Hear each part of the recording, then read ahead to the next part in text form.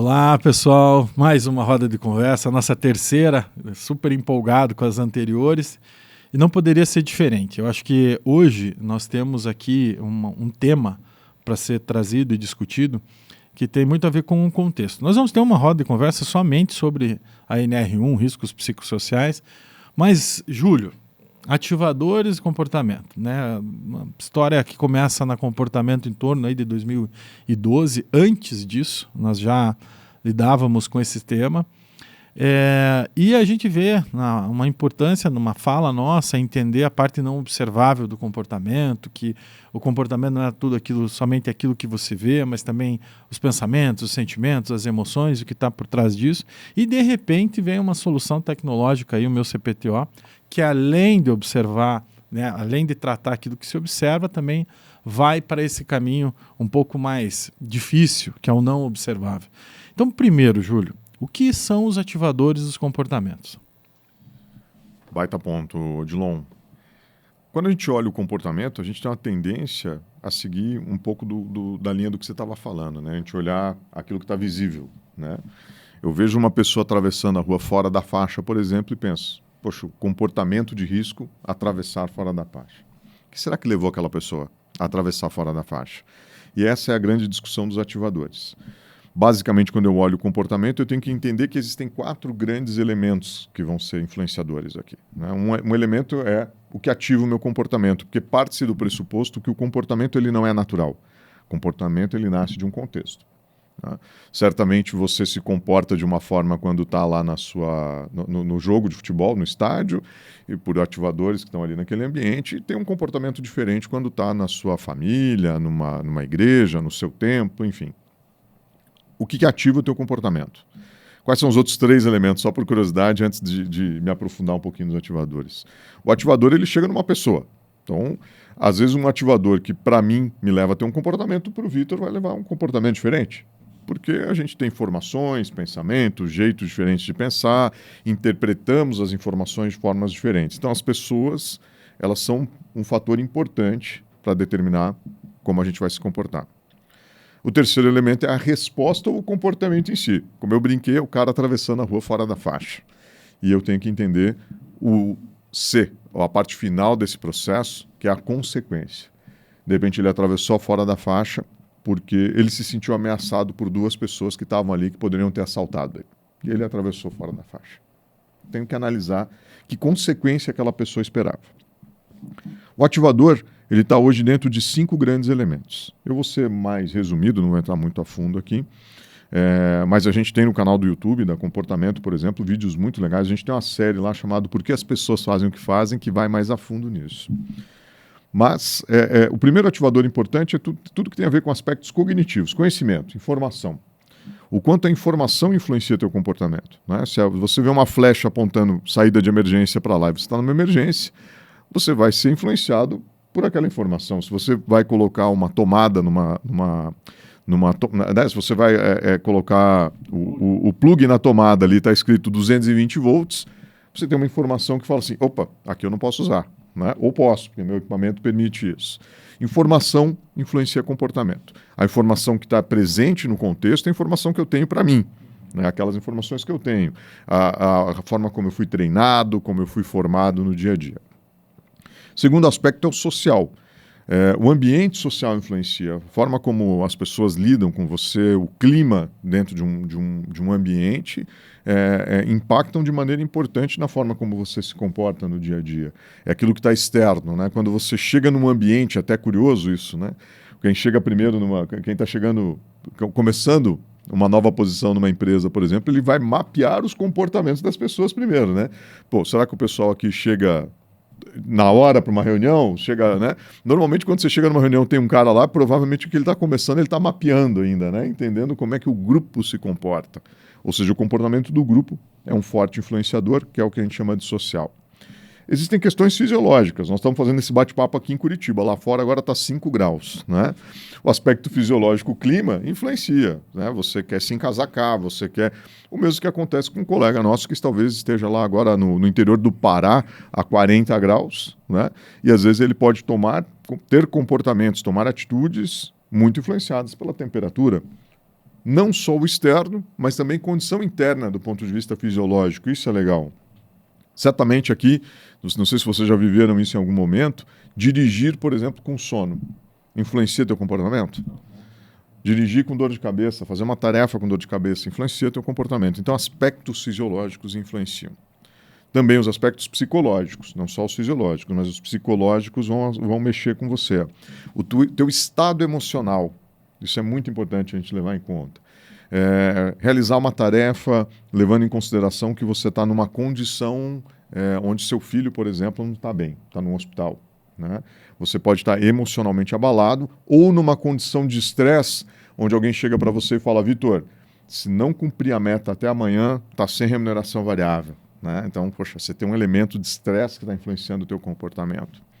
E, por fim, os fatores organizacionais. Né? Então, eu fui discorrendo aqui, né? Os cognitivos, os sociais, os fisiológicos e os psicológicos, mas todo o contexto da organização também influencia o nosso comportamento. Né?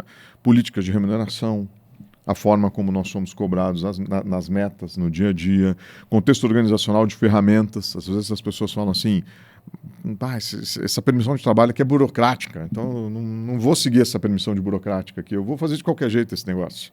Então você tem um ativador que levou ao comportamento. Onde que está o grande ganho aqui? Eu tenho certeza que o Vitor consegue trazer isso sob uma perspectiva até diferente.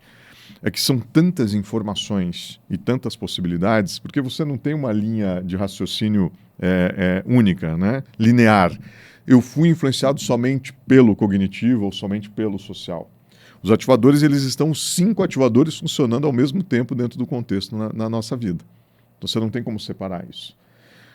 Quanto mais informação, quanto mais ativador, a tecnologia vem num papel importante. Uma vez que eu vou mapeando esses ativadores, eu vou evitando que aqueles ativadores que não são desejados pela nossa empresa, poxa, o pessoal está tomando comportamentos aqui de risco porque está todo mundo querendo bater uma meta e essa meta não está bacana. Então, o jeito que a gente... Não é a meta que não está bacana, o jeito que a gente informa a meta para a turma não está legal. Né? Então, vamos ter que repensar isso. Então, olhar os ativadores é entender de fato o que leva as pessoas a terem determinados comportamentos. Júlio, eu fico, né, nos últimos anos a gente vem crescendo, né, a força da fala sobre fatores humanos e organizacionais, contexto e tudo mais. Então, deixa claro, né, que essa é uma preocupação que o comportamento tem praticamente desde o início da sua existência, né, em que o processo de observação e abordagem ele consiga olhar contexto, quando a gente fala da influência do social, o impacto do funcionamento das organizações na nossa tomada de decisão e também os fatores do indivíduo e da capacidade que o indivíduo tem de realizar a atividade. Fique à vontade. Você sabe, João, e eu acho que só para corroborar com isso que você está trazendo, nós temos um protocolo já desde 2012, desenhado pelo time, né, que ajuda a gente a entender isso. Esse protocolo foi apresentado, inclusive, para pesquisadores de universidades fora do Brasil, né, na Espanha, por exemplo, para levar essa discussão para falar assim, vocês que estão no dia a dia da universidade, no mundo acadêmico, faz sentido isso? Né?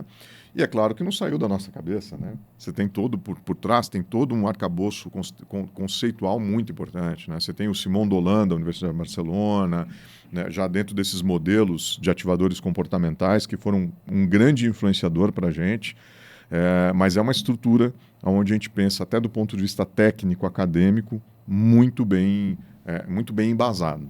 E aí o que fica bacana é essa contemporaneidade de tudo, né? Trazendo tudo isso que estavam dentro de livros e estudos para um ambiente mais tecnológico, né? Eu acho que isso é um ganho brutal. E, Vitor, vem cá, do ponto de vista dos ativadores, né? Como é que ele pode... Porque na última roda de conversa a gente falou da importância de monitorar, né, comportamento seguro de risco, e do ponto de vista tecnológico, a organização de todas essas informações pode ajudar como uma empresa nesses projetos ou mesmo nessa jornada da cultura de evolução de segurança, da cultura de segurança? Muito. Uhum. Mas eu vou discorrer em algumas questões aqui que aparecem nessas nossas conversas aqui. Talvez o primeiro seja que a informação acaba naturalmente gerando comprometimento das pessoas. A hora que elas entendem o que está acontecendo, elas não vão poder mais alegar que não sabiam. Talvez aquela pessoa que estivesse atravessando fora da faixa, num primeiro momento, ela nem soubesse que faixa, aquele negócio branco pintado no chão, era para fazer isso. Mas à medida, da mesma forma que as pessoas poderiam alegar, num caso, como você falou também, de que no final do mês as metas são mais apertadas e as pessoas relaxam em relação aos seus comportamentos seguros. Mas à medida em que eles sabem, eles vão estar atentos com isso, né? E é difícil você saber sem ter informação. E a hora que você tem a hora que você gera esse comprometimento, naturalmente você mexe no comportamento das pessoas. Sem nenhuma brincadeira com o nome aqui, fica claro. Então, isso já é um ganho imenso. Quer dizer, o simples fato de eu estar exposto a essa informação já muda tudo, né? A gente tem a oportunidade de apresentar isso, de apresentar os dashboards e os relatórios, e invariavelmente a gente tem nossa, eu não sabia, puxa, que incrível, né? Vamos mudar alguma coisa com base nessa questão. A segunda questão também, que ela começa a aparecer, isso exige uma certa maturidade das pessoas que analisam e as pessoas que também fazem, que está longe de ser auditoria. E eu não estou aqui só para expor e corrigir comportamentos inseguros. A hora que eu entendo, que eu encontro uma área que acaba sendo exemplo de que nessa área as coisas acontecem de um jeito bacana, é legal porque essa área pode inspirar outras áreas. O que vocês estão aprendendo aqui que outras eventualmente não estão aprendendo? E o terceiro, que a gente junta as coisas que a gente está falando, porque isso vai acontecendo no tempo real. Então, puxa vida, meus ativadores estão de uma determinada forma, eu olho para isso, não faço nada, na semana seguinte há uma mudança muito pequena em relação a isso, eu continuo numa situação desconfortável. O fato de eu estar sendo exposto a isso o tempo inteiro permite que eu tenha rápidas ações. Isso vai disparando gatilhos dentro da nossa operação que vai melhorando o comportamento de uma forma geral. Eu brinco até tem aquelas histórias que a gente ouve, a gente está muito exposto a isso também, a gente ouve a história, não sabe bem onde, não sabe também se é verdade, mas que eu adorei, tá? Que diz que na Segunda Guerra o pessoal, um grupo de pessoas lá começou a avaliar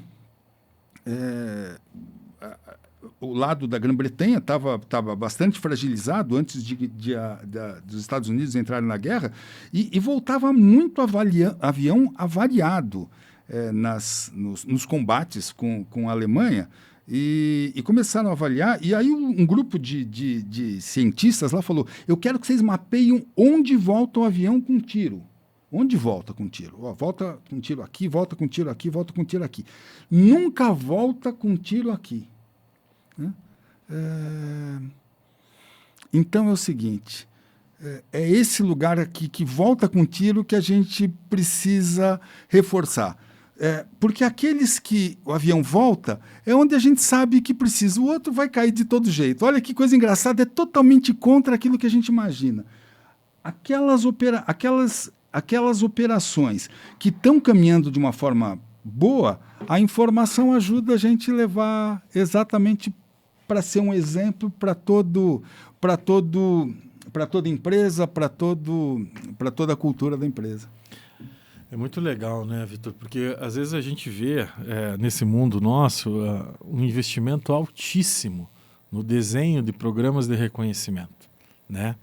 E muitas vezes o programa de reconhecimento, sem causar nas pessoas essa satisfação, essa alegria, esse orgulho, né, da gente de repente e uma frustração muito grande de quem desenvolve os programas de reconhecimento. Porque eles vão lá e apostam, né, energia, grana, né?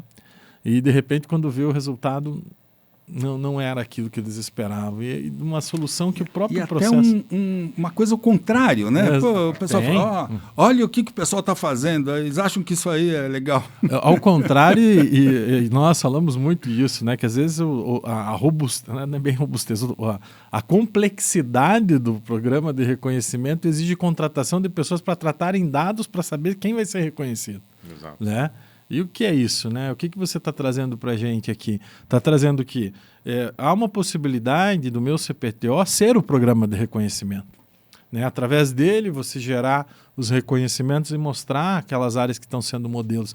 E aí, do ponto de vista técnico, né, Júlio, tem a modelação, né? Como que é isso? A gente escuta muito de liderar pelo exemplo, mas saindo da pessoa e indo para a área, é aplicável isso? Uma área ser o exemplo e modelar? Claro, até porque você estabelece parâmetros, né? Você estabelece comportamentos esperados, né? Uma área, ela não é olhar, você não tem uma visualização só de um comportamento específico, mas você tem ali um conjunto de indicadores, né? Um conjunto de melhorias do ponto de vista de 5S, melhoria do ponto de vista de recusa de tarefa, por exemplo, que é um indicador importante de segurança psicológica. Então, você começa a olhar aquela área, ela passa a ser um modelador, ela passa a gerar essa modelação, vamos chamar assim, de práticas de gestão que são importantes para as demais áreas. Na linha do que o Vitor falava aqui, né? Se você tem uma unidade, que é uma unidade que tem resultados importantes, que é uma unidade que está conseguindo trazer melhorias, vamos lá fazer o tal do benchmark, né? Vamos lá entender o que esses caras estão fazendo, né? Como é que a liderança atua? É sair do discurso de liderança pelo exemplo para falar assim, para nós exemplo é ser líder assim. Super interessante, né? E olha o role modeling que você pode causar, né? Internamente, com um benchmark interno, você causar um impacto de evolução da cultura, né? É uma ampla atuação que a gente pode ter a partir das informações que a solução Meu CPTO traz. Importantíssimo, importantíssimo. Acho que causa cada vez que a gente vai conversando da potência dessa solução, a gente mesmo que faz parte da criação dela se espanta com tudo isso que a gente consegue chegar e visualizar, e cada vez que vai conversando vai tendo mais ideias, né? A cabeça aqui não para. Queria agradecer muito a vocês dois aqui pelas trocas e pelas conversas e já deixar o convite, né? O próximo tema é riscos psicossociais. Legal. Isso aí, vamos lá.